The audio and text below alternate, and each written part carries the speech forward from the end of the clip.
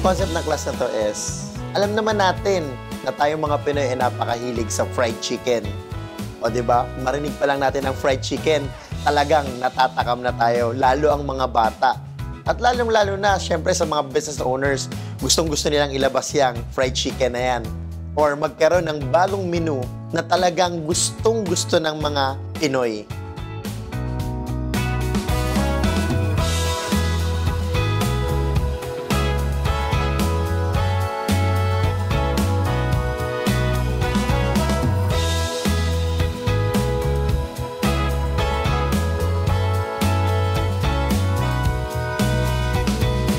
Para dun sa common mistakes ng pag-cook ng chicken, syempre minsan na-overcook natin yung chicken or tumitigas, tapos nasusunog. Sometimes, nahihilawan naman tayo.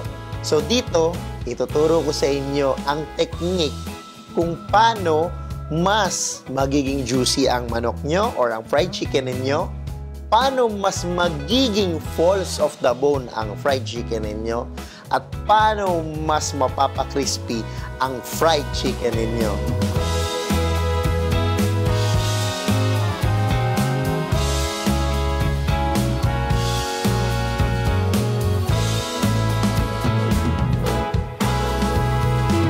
So first, i-replicate natin ang famous chicken na sarap to the bones or falls of the bone.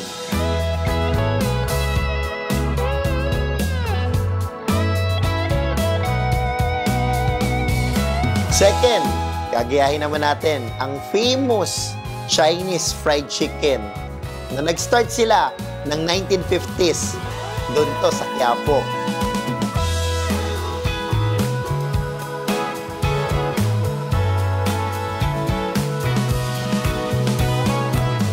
Last but not the least, ang Crispylicious, Juicylicious, langhap sarap, bida ang saya.